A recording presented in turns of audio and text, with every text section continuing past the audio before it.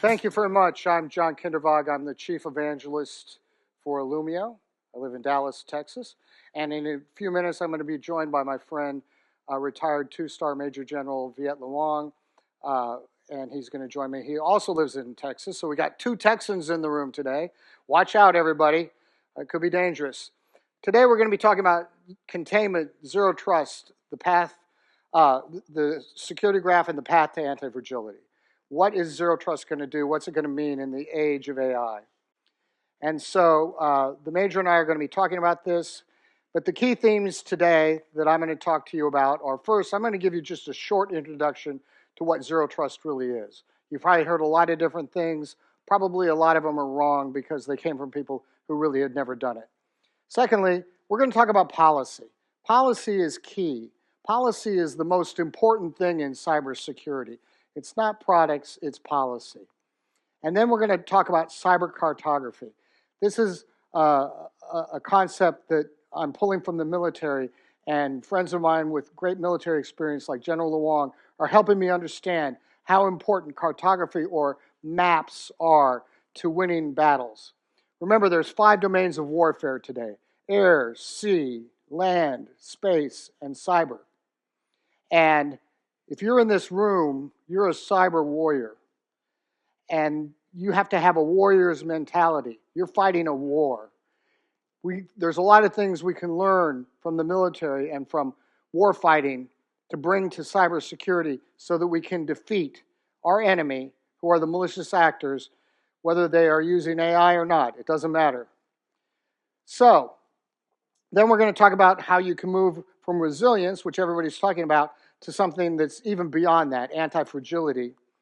And then we're going to talk about how you control your blast radius so that you can have very little damage even if something does go wrong.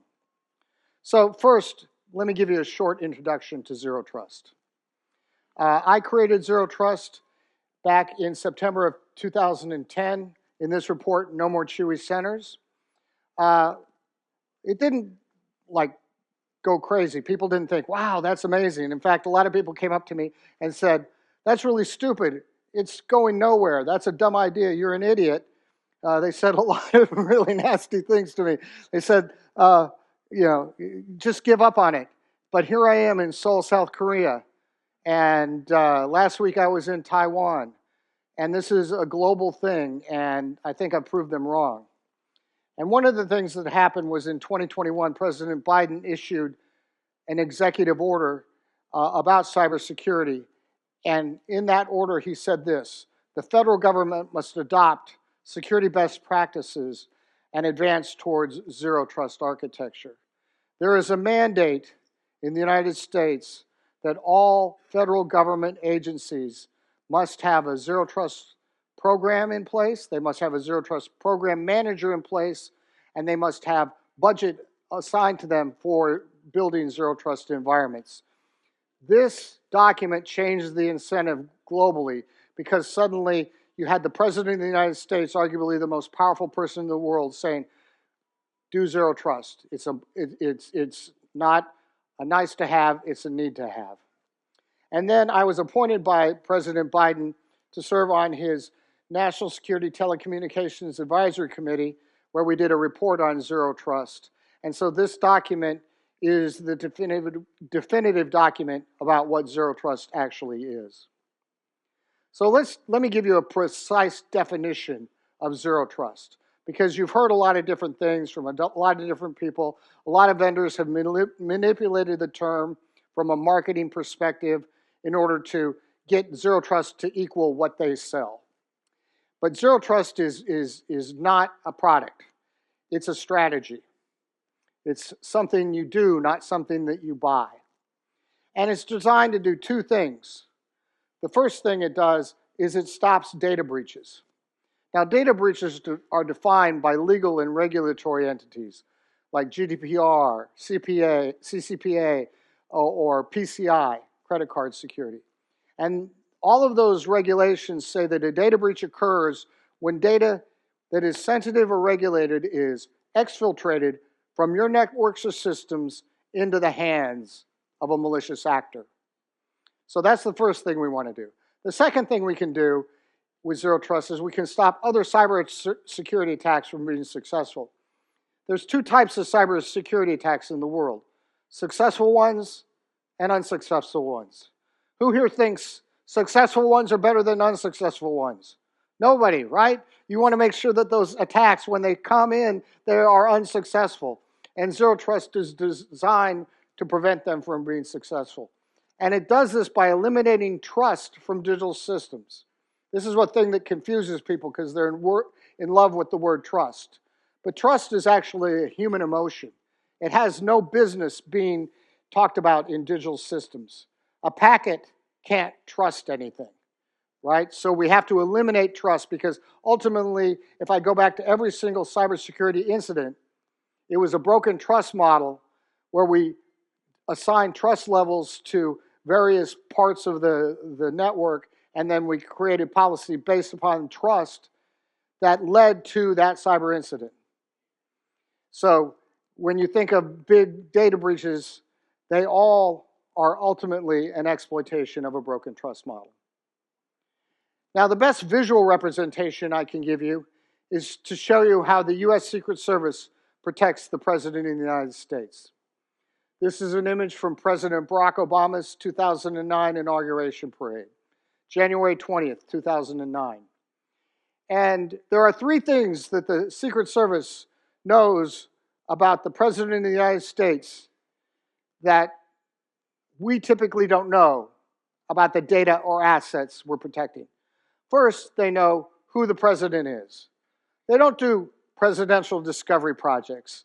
They don't scan for the president. They know exactly who the president is. Secondly, they know where the president is at all times.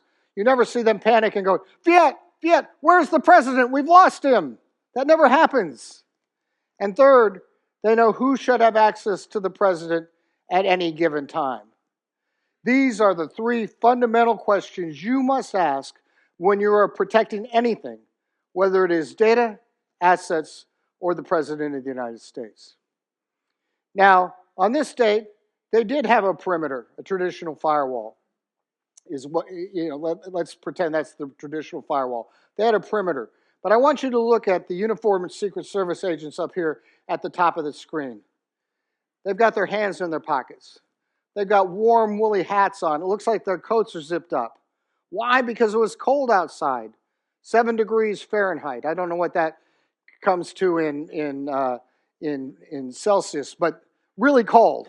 I have a good friend, who just retired from the Secret Service, and she was there that day, and she was saying her main memory of that inauguration parade is how cold it was. They're not there to do real security. They're there to intimidate people, to do what we call security theater. They're not providing real value. The real value is being done down here at the bottom of the screen, at what I call the protect surface. The protect surface is the foundational concept of zero trust. If you talk to someone about zero trust and they don't talk about protect surfaces, I don't think they really understand zero trust. This is key. You'll read about this in the NSTAC report. What are you going to protect? Ultimately, cybersecurity is not about protecting cybers. What's a cyber, right? We are protecting data and assets. But what the Secret Service realized is they can't protect everybody in the world. They can't protect everybody in the United States. They can't even protect everybody in Washington, D.C. So they can't solve the entire attack surface problem. But what they can do is invert the problem and shrink it down orders of magnitude to something that is very small and easily known. And that's what I call the protect surface. So on this day, there are 4 individuals in the protect surface: the president, his wife, and his 2 daughters. If at the end of the day, those 4 people are left alive, the Secret Service has done their job. And we saw this in Washington, D.C. A week or so ago, where there was an attacker who tried to get into the to the president. But he never made it into the protect surface. He was stopped before that. He was out here in this part of the world. He never got in here because the Secret Service had the president protected always. So because they know what they're protecting, the Secret Service can do something really amazing. Watch this.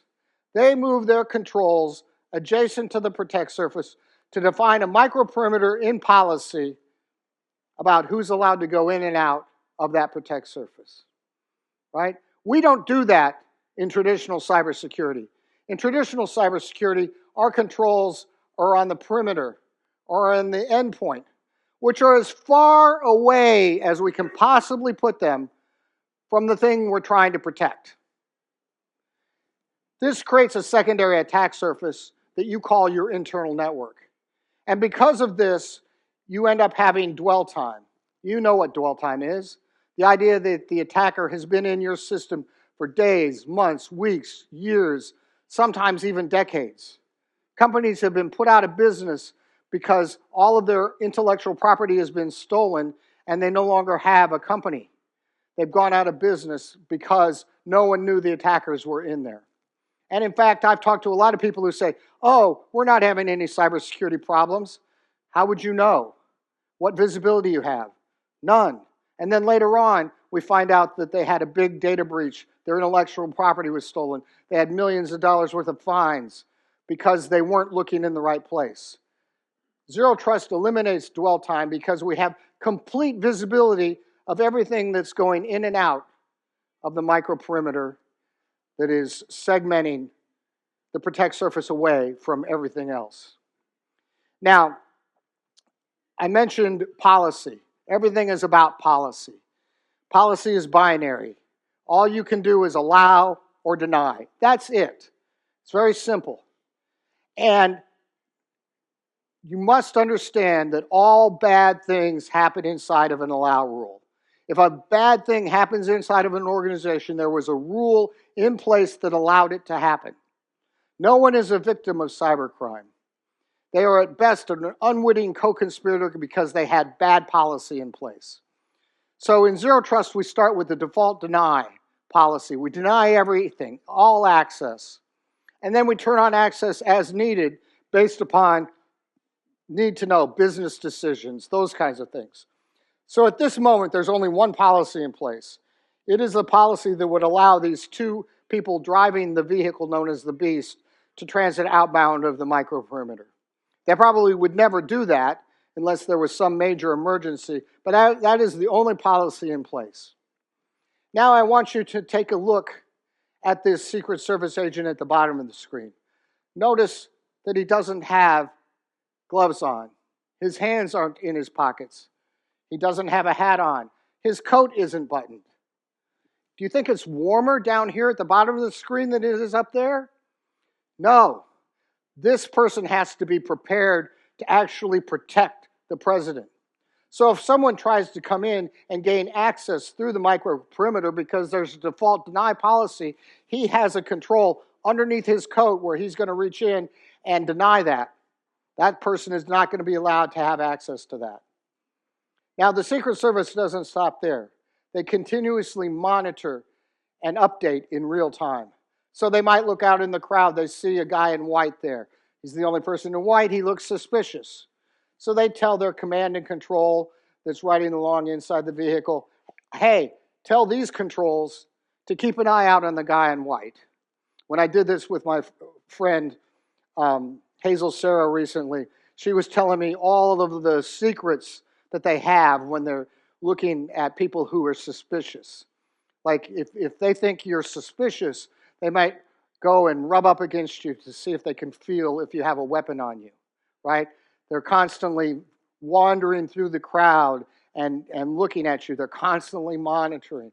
They're getting that threat intelligence and relaying it up. You've seen them, the movies where they talk in their wrist and they have the earpiece. That's real. So now they know, hey, we need to look out for something. But they could get another message that says, hey, somebody important needs to come in and get into the vehicle to talk to the president, so they can dynamically change the policy to allow an inbound rule, probably temporarily, so somebody could be in there and tell the president something, right? And so this is a Zero Trust model of executive protection. This is how you protect anything: data, assets, or the President of the United States.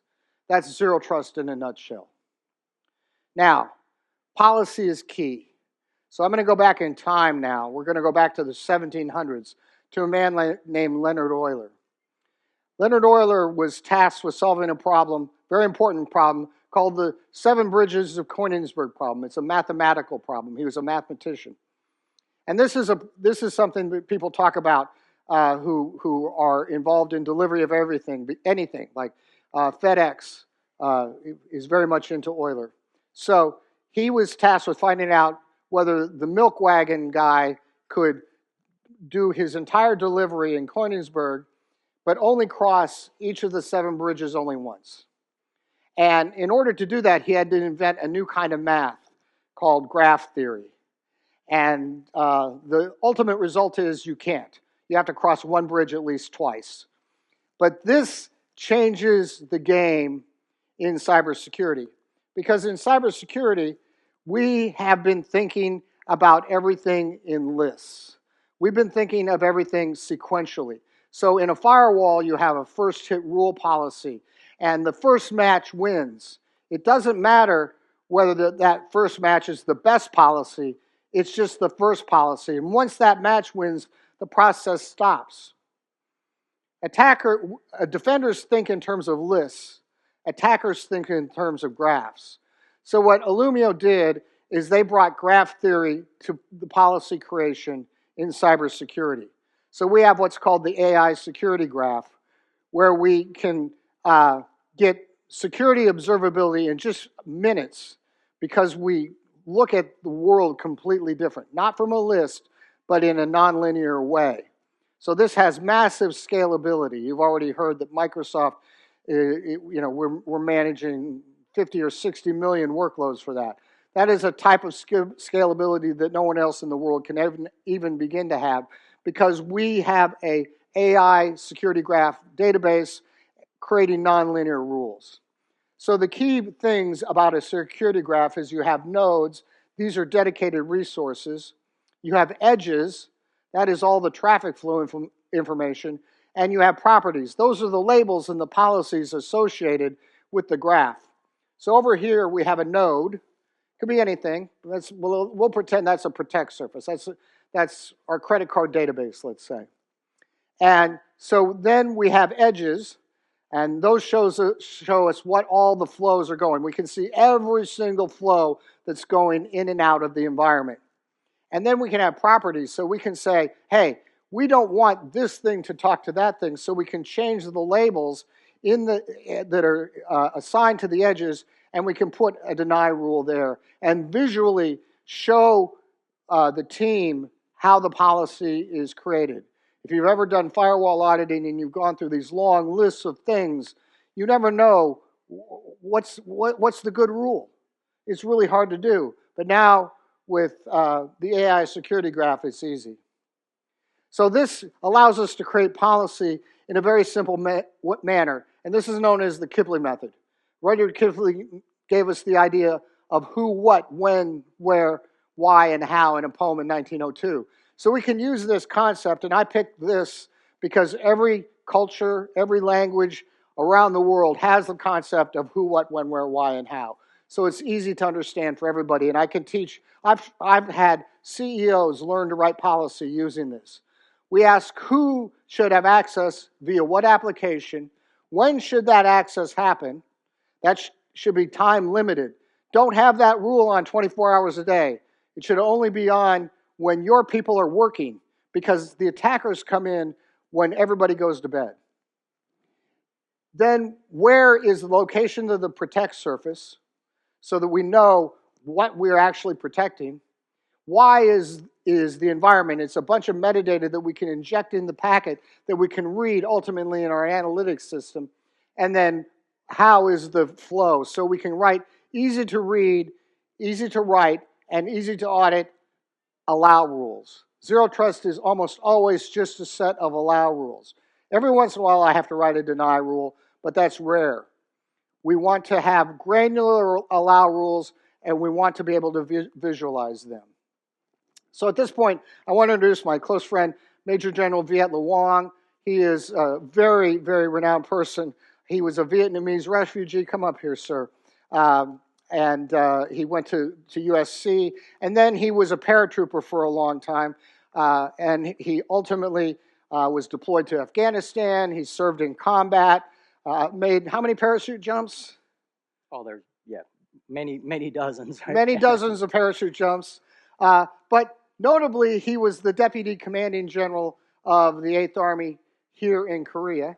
And then he went on to become the commander of the United States Army in Japan, retired as a 2-star Major General, the first Vietnamese born person to ever become a general. And we're going to talk a little bit now, going back and forth, about what we can learn from war fighters like General Luong and bring it to the cyber war. So, General Luong, talk to us a little bit about military theory, because I know you're a fan of Frederick the Great here. Yeah, so 감사합니다. Thank you so much for being here. It does feel like home. I was stationed here in 2017 during the peak of Kim Jong-un escalation. So I know what it's like to be here.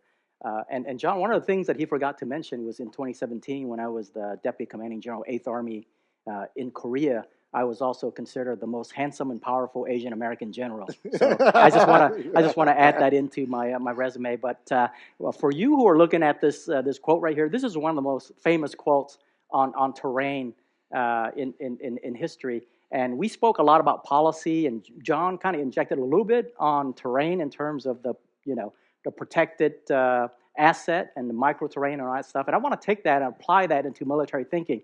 So if you're not a student of history, Frederick the Great is probably somebody you probably are not aware of. So to put things into perspective, he was the king of Prussia in the 1700s, a small country, now part of Germany. And he was considered at the same level in his country as Admiral, Yi Sun-sen would be in Korea. So he was a national hero. And Prussia was a small country, and he fought principally during 2 major wars. First is the War of the Austrian Succession, and the other one is the 7 Years' War, always against, superior numbers, against great powers like Austria, Russia, France, and so on and so forth. But he always was victorious. And for Frederick the Great, a lot of people give him credit for his audacity and the ability to maneuver forces. But one of the key things that he was really good at is how to analyze terrain. And he came up with this great quote.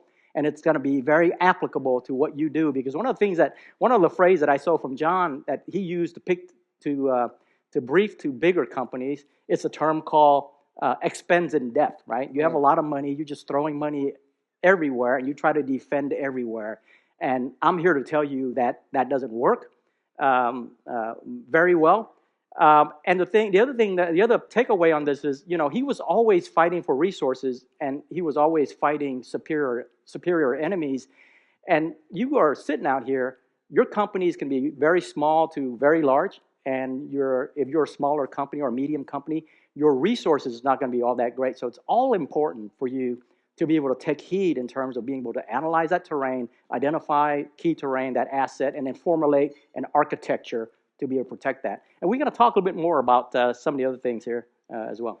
But the key thing he says here is if you try to hold everything, you hold nothing. Right? And it's summarized as a maxim: he who tries to defend everything or protect everything protects nothing.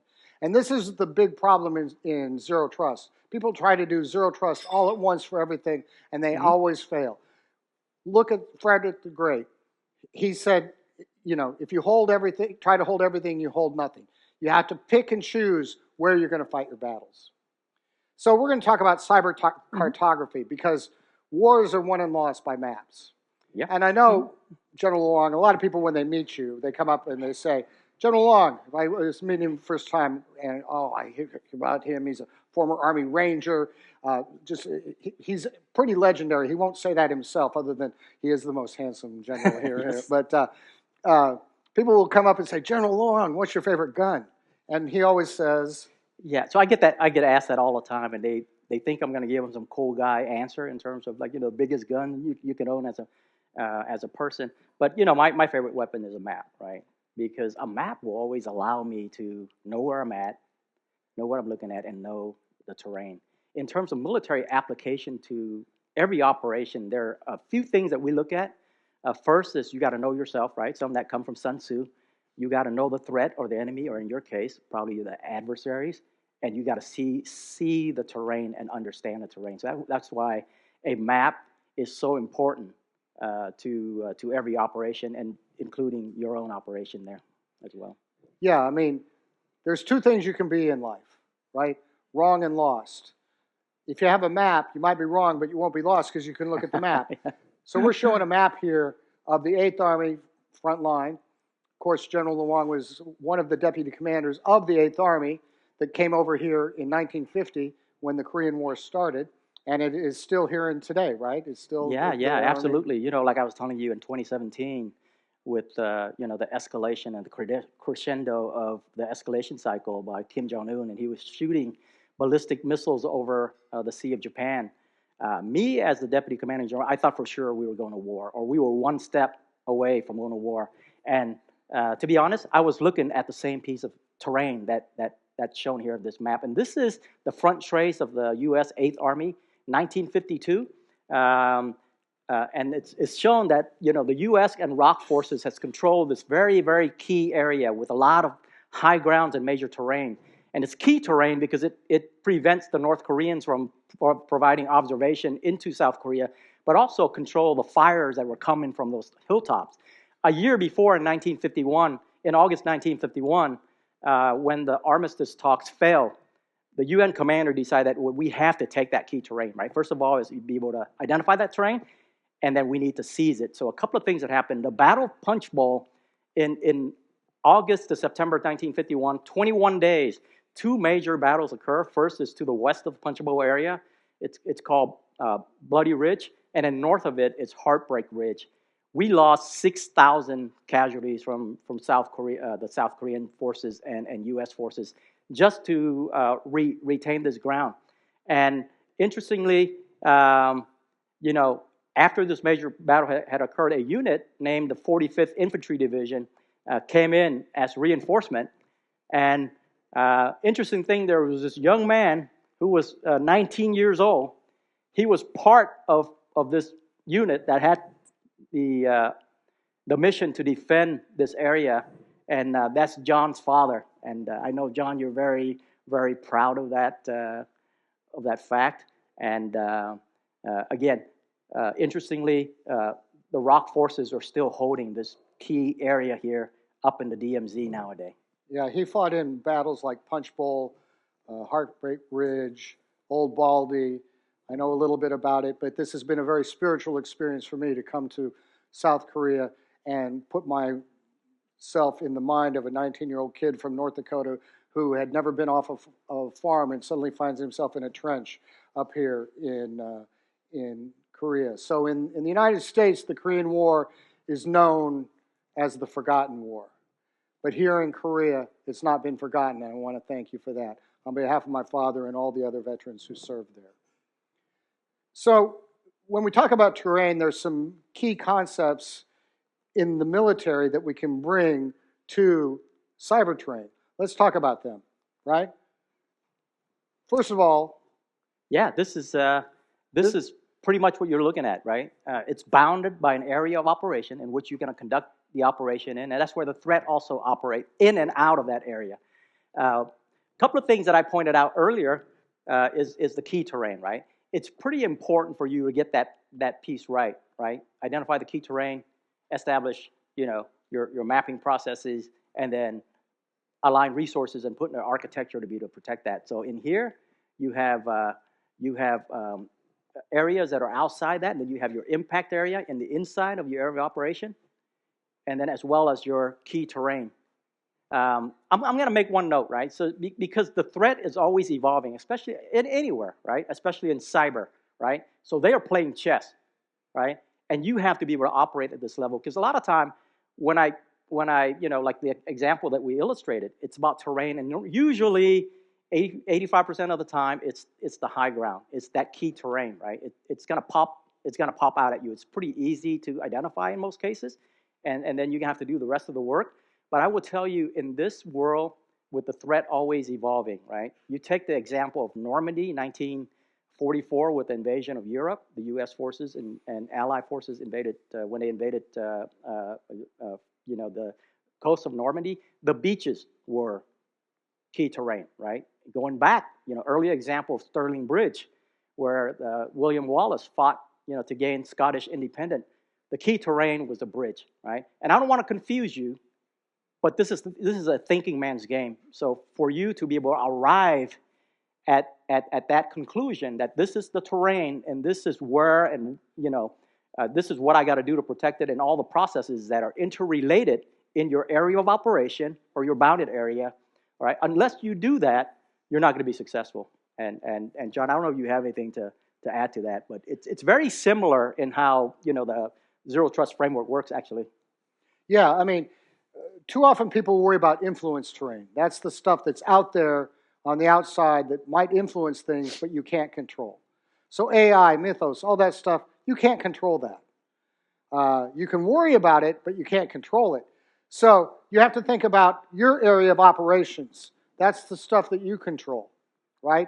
And you have to think about your high ground. There's a reason that all the major battles in the Korean War were fought on hills, because you had to hold that high ground against the assault of the Chinese forces that were coming up. And I have my dad told me just a few stories, not very many. He didn't talk about it very much. I don't know that much about it.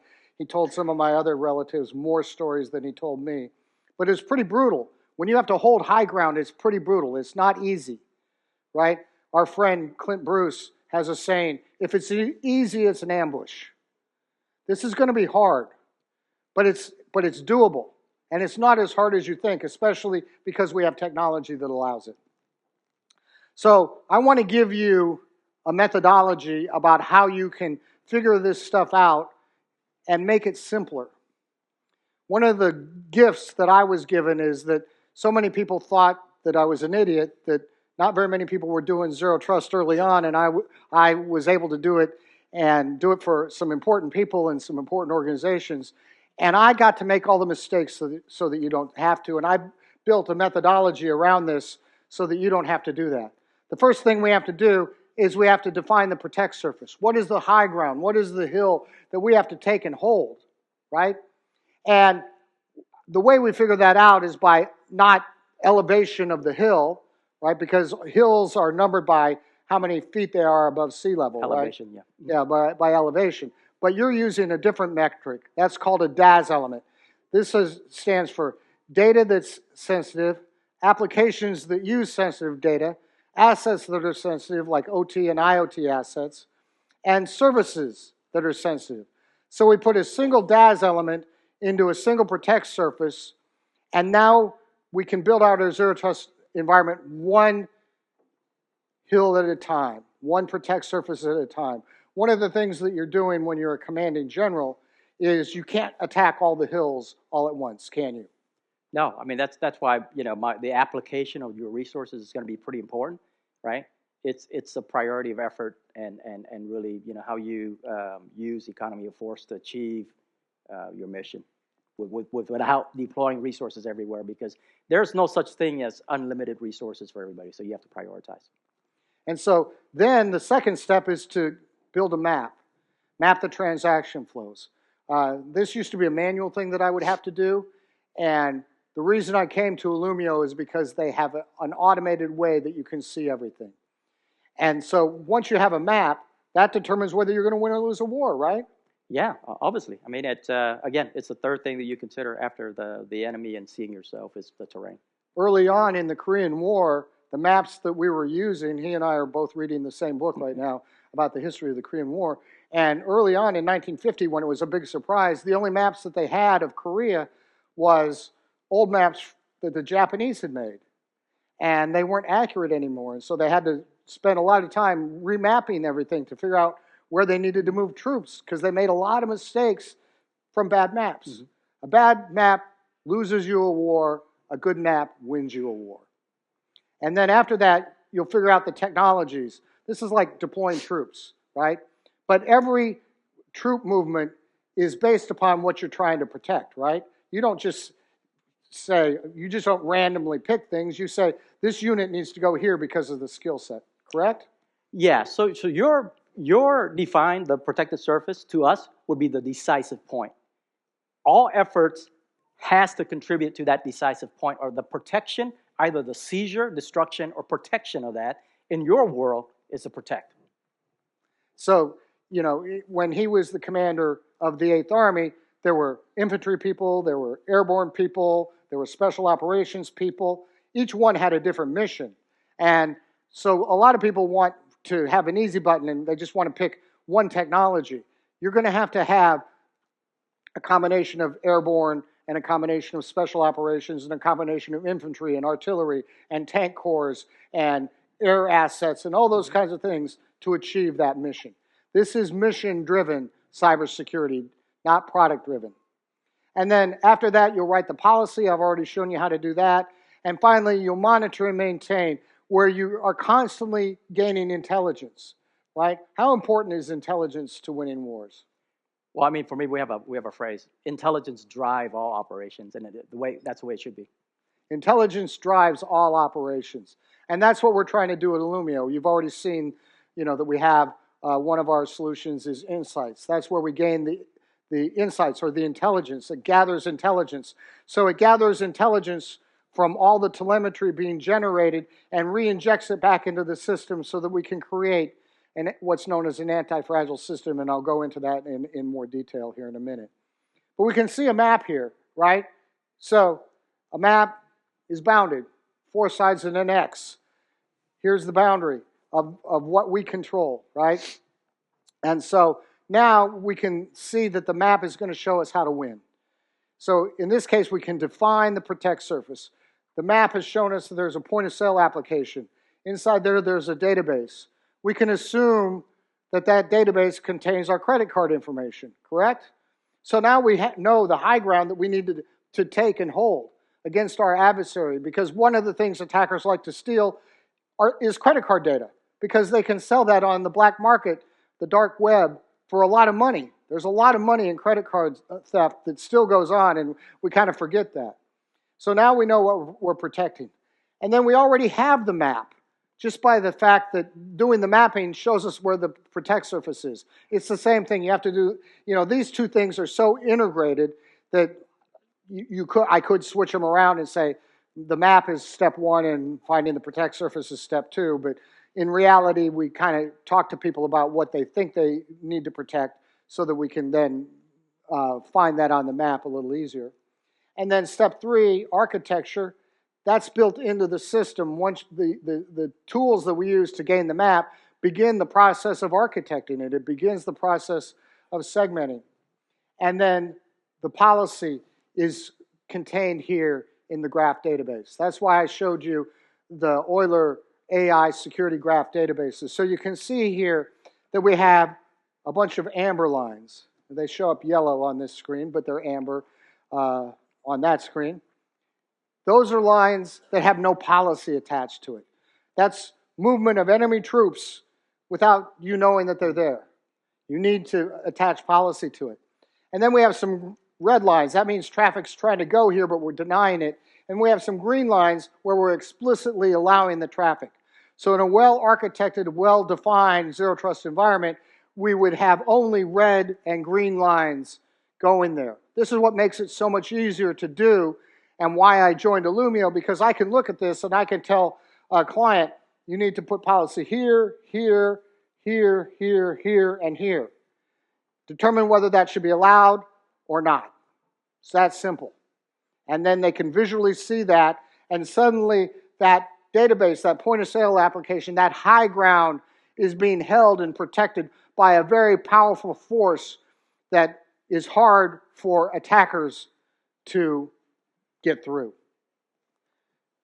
So one of the things that we've talked about, we have another friend, Clint Bruce, a famous Navy SEAL, and he has 2 concepts: velocity to threat and speed to bad. Right? Talk about what that means in kinetic warfare. Yeah, I think interestingly, it's very close to what you're going to say about cyber warfare, right? It in terms of formulation, that can take days, weeks, months, or whatever to formulate. But once it hits, it's a matter of seconds when things go bad. And unfortunately, I've experienced a few instances like that in combat in Afghanistan and Iraq where it was a matter of seconds where things really turn upside down. So I think you're going to talk a little bit about that. I am. Very similar. I am, and I made this slide before Mythos came out, so it's going faster now. But on average, it's traditionally been 4 hours to deploy ransomware. On average, it's traditionally been 48 minutes to move laterally, and on average, it's been 51 seconds. That's the fastest breakout time. The speed to bad is collapsing now. It's much faster. So we need to move from resilience to anti-fragility to get that speed up. And so this comes from the book Anti-Fragile by Taleb. He also wrote Black Swan. He gave me the vocabulary to talk about what I was trying to do. So anti-fragility is beyond resilience or robustness. The resilient resists shocks and stays the same. The anti-fragile gets better.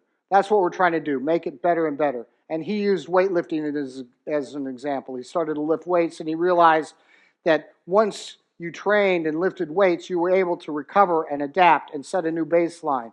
So each attack, each piece of threat information sets a new baseline, so you can make this grow better and better. It's not static, and that's what we're trying to do.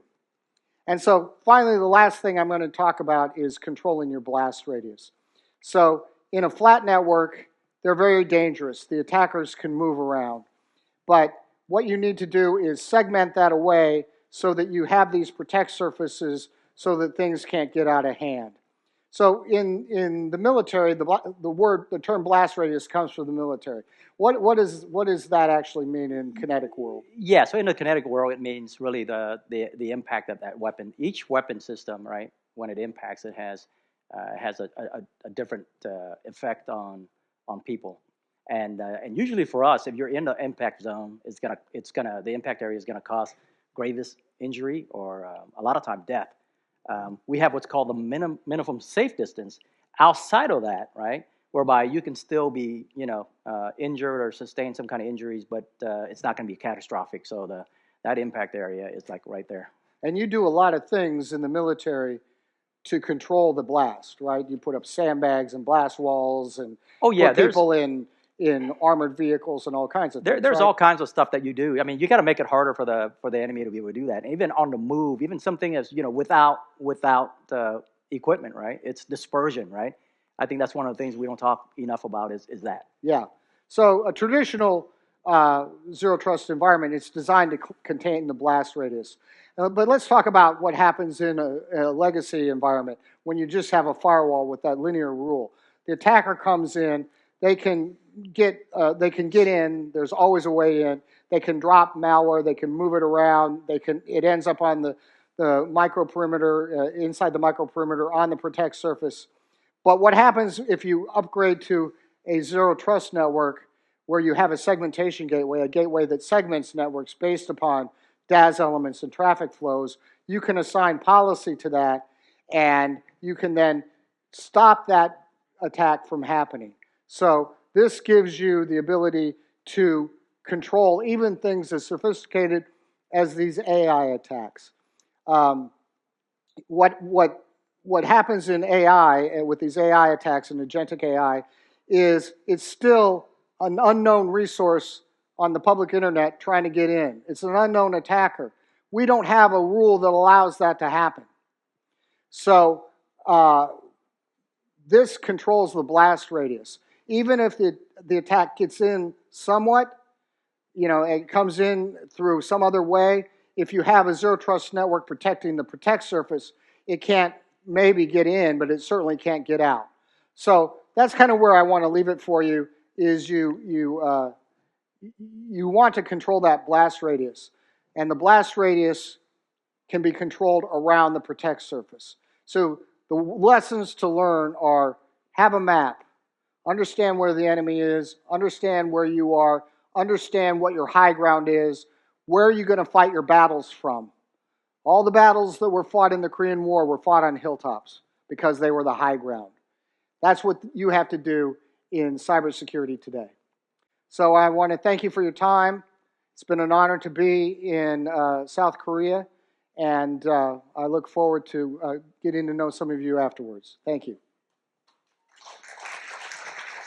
Yeah, I want to thank you all for being here. And I left Korea in 2017, and I believe that Korea is part of me. And I remember more than 70 years ago, General MacArthur, when he was testifying in front of Congress, when speaking about the Korean people, he said this.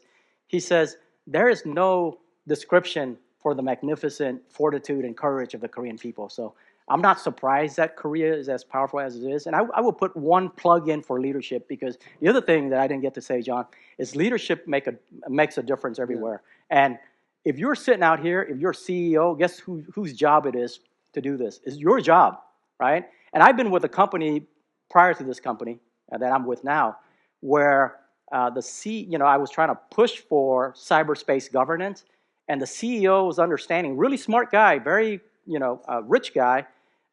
His understanding of cyber is talking to the IT guy to get his computer to work. It's your job as mid-level managers, if you're one of those, is to advocate for that, and you have to operate with a system, right, that not only has processes in place, framework like John talked about, but discipline and scrupulous enforcement of that discipline is the only thing that's going to make the system work. All right? You can have all this, but without leadership and discipline, you will fail. Thank you. Thank you very much.